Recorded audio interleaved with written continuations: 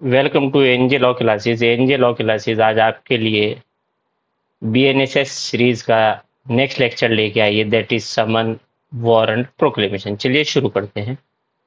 It is a brief introduction of mind.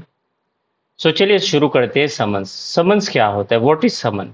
ठीक है, summons क्या होता है? Summons is a return order issued by court. Court के द्वारा इशू किया जाता है, ऑर्डर इशू किया जाता है कोर्ट के द्वारा, directing a person to appear.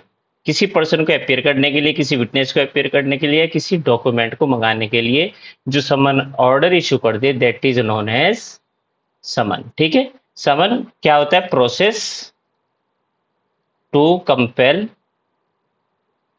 The appearance of persons, witness और प्रोडक्शन ऑफ डॉक्यूमेंट। ठीक है, it is the first step of securing the presence of an accused witness and person connected with judicial proceeding।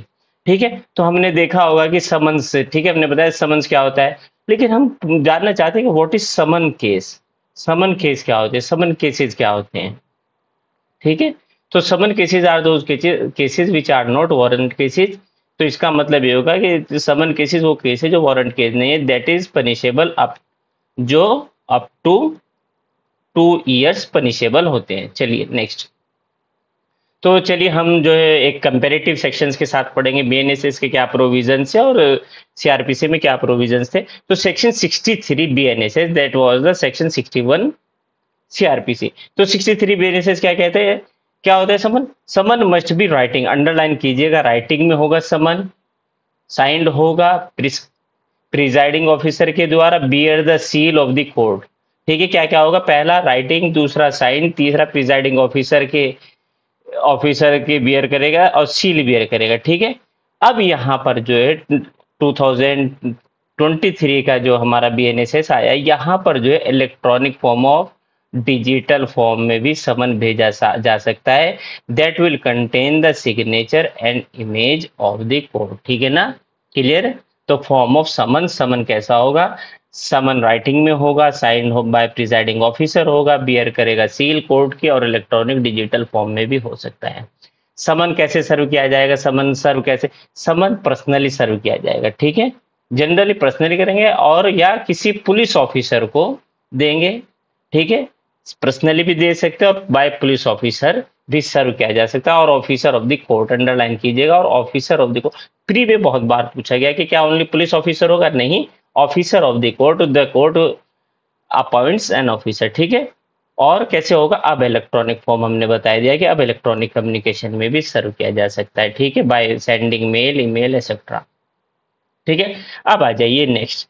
Services of summon on a corporate bodies. Corporate bodies पे summon को कैसे तामील किया जाए, किस तरीके से तामील होगा? सेक्शन 65, सेक्शन 63 सीआरपीसी क्या कहते हैं? समन्स में be served on a secretary, director और प्रिंसिपल ऑफिसर और सेंड बाय रजिस्टर्ड पोस्ट। याद रखिएगा कैसे भेजेंगे?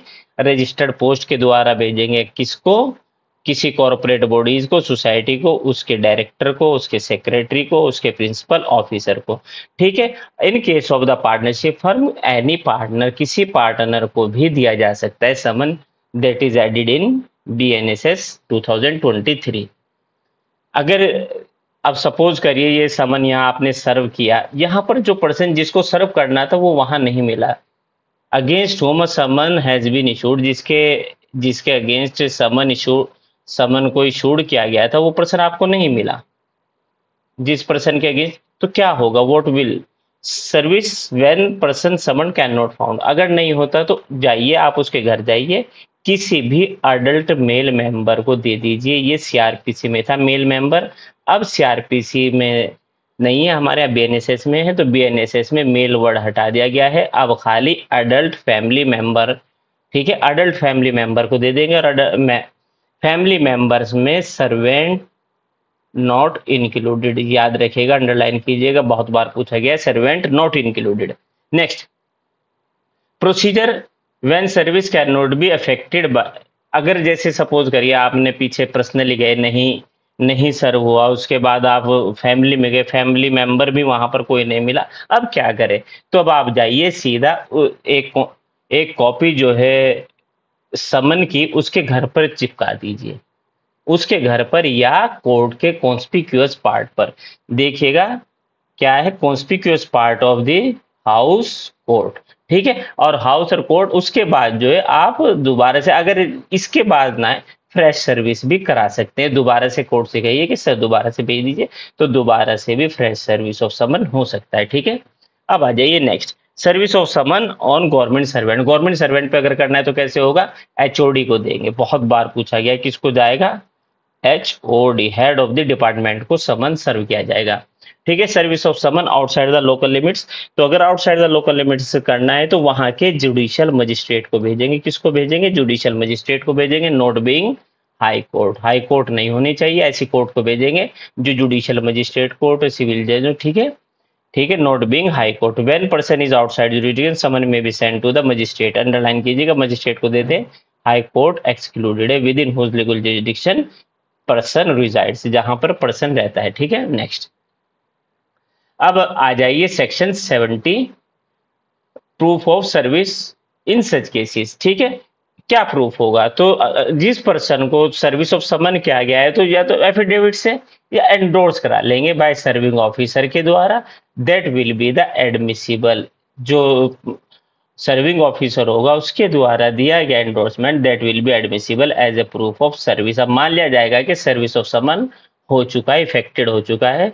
अब यहाँ पर जो है electronic communication shall be considered as serve, अगर इलेक्ट्रॉनिक कम्युनिकेशन से भी भेजा है तो भी सर्व माना जाएगा, दैट इज सेक्शन 70 स्टेट्स, ठीक है। 71 में आ जाइए, service of summon on witnesses by post, email, electronic communication के द्वारा भेजा जा सकता है विटनेसेस को।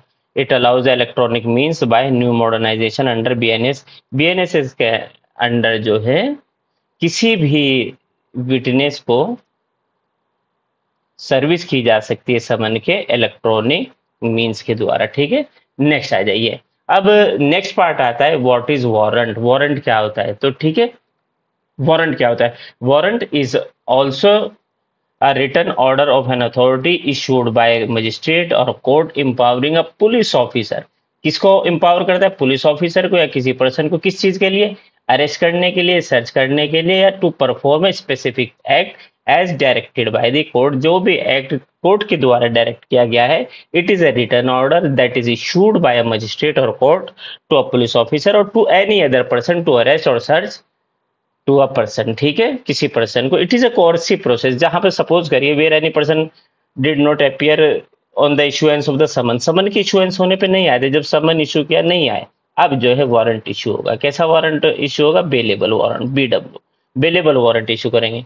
Process when person fails to respond summons when offence is serious nature, offence अगर सीरियस नेचर का है तो बेलेबल वारंट इशू किया जा सकता है, ठीक है। Next, procedure for issuance and execution, क्या प्रोसीजर होगा, पहला स्टेप क्या होता है, court issue a warrant when summon not obeyed, हमने अभी पीछे बताया जब समन ओबेड ना हो, उसके बाद क्या होगा, स्पेसिफिक नेम डिटेल एक्यूज की, ऑफेंस क्या हुआ सब बताया जाएगा, सर बाय पुलिस ऑफिसर होगा या ऑथोराइज पर्सन होगा, और इवन किसी भी पर्सन के द्वारा कर सकते हैं in case where police officer is not available, ठीक है। Officer must notify the substance, substance बताएगा कि वारंट में क्या क्यों एक्यूज को अरेस्ट करने आए हैं, accuse to be produce before the court without unnecessary delay, 24 घंटे के अंदर उसको कोर्ट के समक्ष प्रोड्यूस किया जाएगा। Next, if executed outside the jurisdiction it must be endorse by EM, executive magistrate, DSP, district superintendent of police और commissioner of police, CP, इन तीन के द्वारा अगर आउटसाइड द लोकल जुरिसडिक्शन कर रहे हैं तो वहां के ये तीनों ऑफिसर में से कोई एंडोर्स करेगा, ठीक है, ये हम आगे अभी पढ़ेंगे। नेक्स्ट आ जाइए, वारंट जो है दो तरीके के होते हैं, या तो बेलेबल वारंट होता है या नॉन बेलेबल वारंट होता है, सर्च वारंट आगे हम 96 वगैरह में पढ़ते हैं, लेकिन जनरली दो तरीके के वारंट होते हैं, क्यों, किस लिए, देखिए बेलेबल वारंट होते हैं जहां पर्सन को कोई सिक्योरिटी देने की जरूरत नहीं होती, माइनर ऑफेंसेस के लिए किए जाते हैं, बॉन्ड के पर्सनल बॉन्ड पे दिया जाता है, ठीक है। When court wants to ensure the presence without detention, बिना डिटेंशन के, जहां पर किसी एक्यूज पर्सन की प्रेजेंस को इंश्योर किया जाता है। नॉन बिलेबल वारंट कब इशू किए जाते हैं, सीरियस ऑफेंसेस में किए जाएंगे, ठीक है, व्हेन एक्यूज्ड इज एब्सकॉन्डिंग, ठीक है, विद श्योरिटीज, ठीक है, when use when the person ignores the summon और बेल, बेलेबल करने, बेलेबल वारंट इशू किया गया था, नहीं आया आप, आपको समन इशू किया, आप नहीं आए, तो तब नॉन बेलेबल वारंट किया जा सकता है, सर्च वारंट के जो प्रोविजन है सेक्शन 96 से 102 तक है। Authorize the search, search authorize किया जाता है कोर्ट के द्वारा, ठीक है ना। नेक्स्ट सेक्शन देखते, बहुत इंपॉर्टेंट सेक्शन से देखिएगा। Form of warrant, warrant form of warrant of arrest कैसा होगा, राइटिंग में होगा, डुप्लीकेट नहीं होगा। डुप्लीकेट क्या होता है, समन, डुप्लीकेट समन होता है, वारंट डुप्लीकेट में नहीं होता। Sign by the presiding officer, bear the seal of the court, same है, ठीक है ना, सेम होगा यहां पर, सेम है, बिल्कुल भी वैसा नहीं है कि डुप्लीकेट में नहीं होगा वारंट, ठीक है। नेक्स्ट आ जाइए, फॉर्म ऑफ वारंट। अब इस फॉर्म ऑफ वारंट में एक से एक चीज आपको और बताते हुए चले कि वारंट की फॉर्म क्या होगी, साइन होगा प्रिजाइड, या तो ये एग्जीक्यूट हो जाए, वारंट एग्जीक्यूट हो जाए। When warrant is deemed to be executed, कब माना जाएगा कि एग्जीक्यूट हो गया, या तो पर्सन जिसके अगेंस्ट वारंट इशू किया गया है उसको अरेस्ट कर लिया जाए, या रिकॉल कर लिया जाए, या रिकॉल कर लिया जाए, तब वारंट एग्जीक्यूटेड माना जाता है, ठीक है। Power to direct security on warrant bailable, देखिए ये बेलेबल वारंट, अगर कोई पर्सन है जिसके अगेंस्ट वारंट इशू किया गया है, अगर वो सिक्योरिटी देता है, सिक्योरिटी दे देता है, तो उसको जो है वहां पर बेल पर छोड़ा जाएगा, ठीक है। अब to whom warrant of arrest में भी डायरेक्टेड, सेक्शन 74 में किसको डायरेक्ट किया जाता है, पुलिस ऑफिसर को किया जाता है, समझ रहे हैं आप, पुलिस ऑफिसर को डायरेक्ट किया जाएगा, या एनी अदर पर्सन। और अगर पुलिस ऑफिसर नहीं है और it is an immediate that the warrant is to be executed, warrant का एग्जीक्यूट होना जरूरी है, तो किसी और पर्सन को भी डायरेक्ट किया जा सकता है वारंट, ठीक है। अब आ जाइए नेक्स्ट, सेक्शन 75, वारंट में भी डायरेक्टेड टू एनी पर्सन, किसी भी पर्सन, अंडरलाइन कीजिएगा, सीजीएम और जीएम ही कर सकते हैं, किन मामलों में, स्केप कन्विक्ट के मामले में और प्रोक्लेम्ड ऑफेंडर के मामले में। कोई पर्सन स्केप्ड कन्विक्ट है, भगोड़ा है, जो कन्विक्टेड हो चुका था, ठीक है, दूसरा प्रोक्लेम्ड ऑफेंडर है, ऐसे मामलों में सीजीएम और जीएम जो है डायरेक्ट कर सकते हैं वारंट को किसी भी पर्सन को, कि जाइए आप अरेस्ट करिए। ऑर्डिनरी पर्सन को भी सीजीएम और जुडिशियल मजिस्ट्रेट दे सकते हैं। सेक्शन 76 क्या कहता है, warrant directed to police officer may be executed by any other police officer. देखिए यहाँ पर जो एक पुलिस ऑफिसर जो है किसी दूसरे पुलिस ऑफिसर भी एग्जीक्यूट करा सकते हैं वारंट को, अगर फर्स्ट इज नॉट अवेलेबल, ठीक है।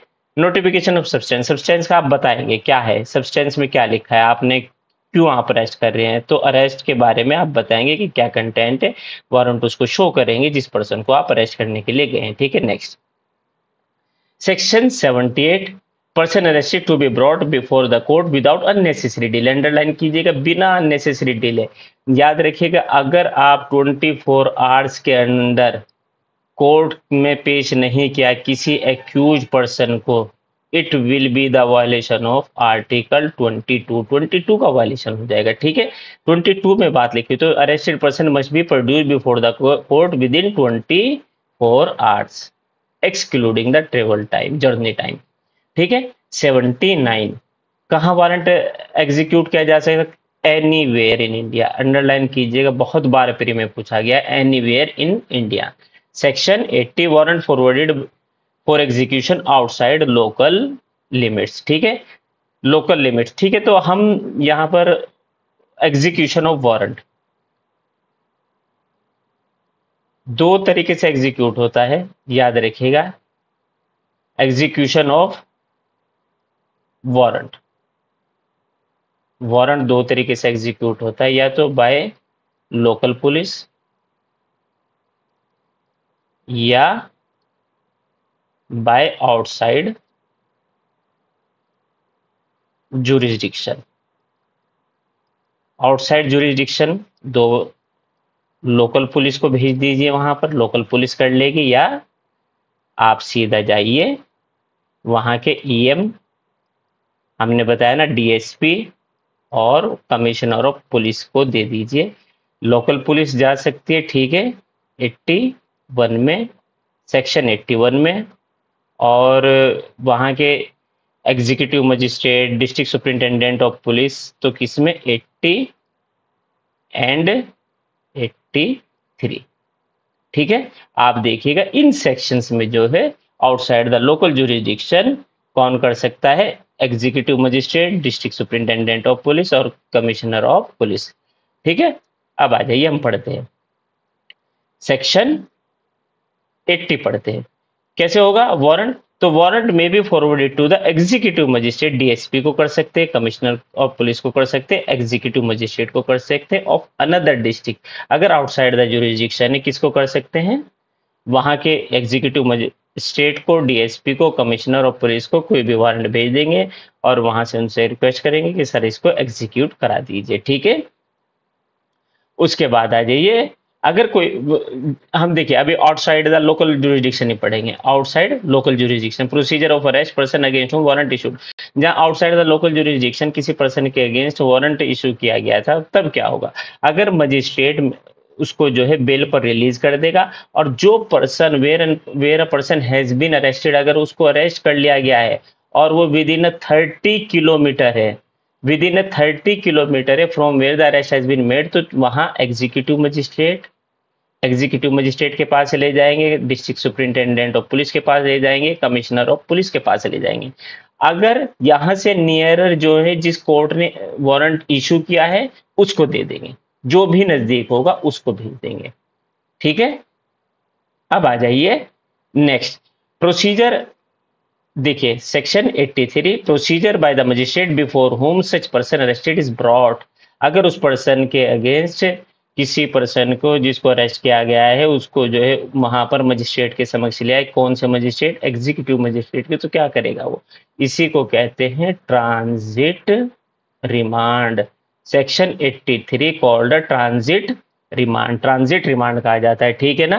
क्या करेगा? The magistrate shall direct the person to taken to the magistrate whom the warrant issued. उस मजिस्ट्रेट के पास भेज देंगे जिसने वारंट इशू किया था। कहां पर वारंट इशू किया था? देखिए जहां सेक्शन 80 में जो है वारंट इशू किया गया था वहां उस मजिस्ट्रेट को भेज देंगे। ठीक है, कहां पर? सेक्शन 83 में। इसी को क्या कहते हैं? ट्रांजिट रिमांड कहते हैं। क्या उसी को भेज देंगे या ये मजिस्ट्रेट खुद भी, अगर ये सीजीएम है, नॉन बेलेबल ऑफेंस है, क्या है? नॉन बेलेबल ऑफेंस है, तो वहां का सीजीएम और सेशन कोर्ट बेल दे सकती है if offence is non bailable. ठीक है, और जनरली कहां भेज देंगे? Generally the magistrate which issued a warrant, जिस मजिस्ट्रेट ने वारंट इशू किया था वहां पर भेज देंगे। अब आ जाइए लोकल पुलिस के द्वारा कैसे किया जाएगा।